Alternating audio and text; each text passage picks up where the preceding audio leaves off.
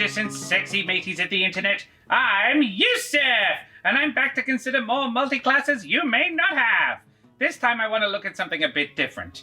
I talk about synergy a lot in this series, so let's take it up to 11 with a cross-class combo! My ultimate level 20 combat build! Whee! Now, before I even start, I'm just going to stress that this is just the way I do it. Not that this is definitively the best way to do it. There are loads of ways to play, and if you have some alternative ideas, please, I'd love to see some of your cheeky little builds in the comments. Okay, so we're talking a melee combat role. So, we start with Barbarian to get the max HP from the first level, and we take 5 levels so we can get Bear Totem for the damage absorption, extra attack, danger sense, unarmored defense, extra movement, reckless attacks, an ability score improvement, and of course, Rage. Rage is great. Coupled with Bear Totem, you half all damage coming at you that isn't psychic, whilst adding a couple of points of damage to each hit. But it does come with one major drawback. You can neither cast spells nor concentrate on them whilst raging. Not a deal breaker, but something to consider going forward with this build. So far so tanky, but now that we can soak it up, we also want to be able to dish it out. And no one is better hit for hit at melee damage than paladins. Here we only want a couple of levels because all we are looking for is... You guessed it! Divine Smite. You'll also pick up Divine Sense, a few first level spells, a fighting style, I went with Great Weapon Fighting for the max damage output, and 10 hit points worth of Lay on Hands, which you can do whilst raging. But honestly, do you sacrifice your action for 10 hit points in a level 20 fight? Unless your entire party is unconscious, probably not. But Yusef, I hear you delightedly squeal, your voice like a soft spring morn. That'll only get you 2 first level spell slots to smite with! Well, don't you worry your pleasantly rounded backside. I'm getting to that. Because next up we take 10, yes, 10 levels in Bard. This is where we get a bit freaky. Firstly, doing this will gain you a butt ton of spell slots. 16 all up when you add your pally levels, including 3 at level 4, which is the highest level you can gainfully use for smites, 2 at level 5, and a level 6 one to massively overcast Healing Word with. However, there is something else we are looking for here, because we will be a College of Whispers Bard, and these guys get something truly messed up. The level 3 ability, Psychic Blades. This allows you to burn a Bardic Inspiration die to add extra psychic damage to a melee weapon attack once per round. It's basically Smite, but powered by something else, and here's the important point, they can stack.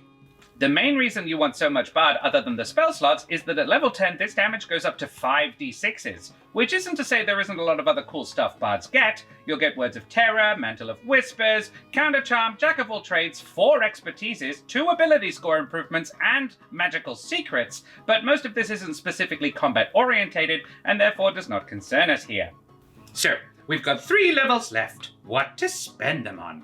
Well, follow my logic here. We've built something that hits very hard. So, now we want to look for as many critical hits as possible, which makes the choice easy. 3 levels of Champion Fighter, please! Now we crit on a 19, plus Second Wind, Action Surge, and a second fighting style! Whee! Last thing we need to consider, race.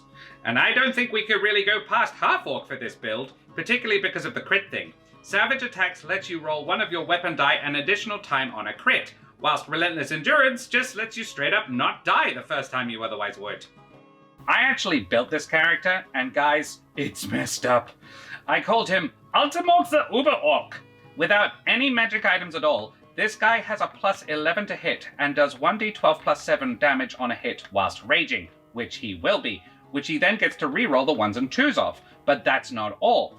He's also got so much magic he can't cast anything on because he's raging. Essentially on every hit of the combat he will be doing a minimum of 2d8 extra radiant damage from his smites, which he won't be able to reroll 1s and 2s on. Sorry, it's not weapon damage, it's extra damage, I checked. Recklessly attacking every time and critting on a 19 means statistically 1 attack in 5 will be a crit, which is when things really get fun.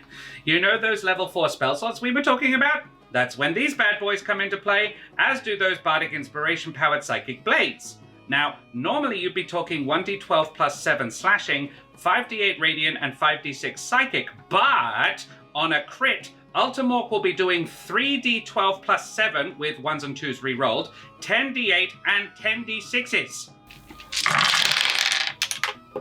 Damn it! At least until he runs out of Bardic Inspirations, which is the main trick with this build. You need 4 stats to make it work.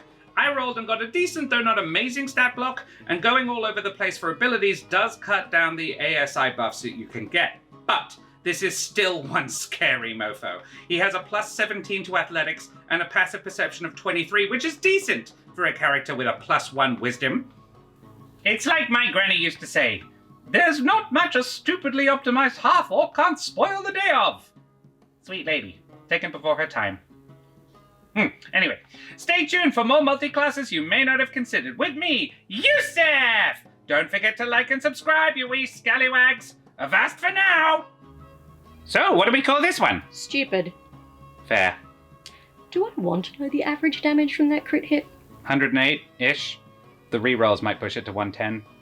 Motherfucker.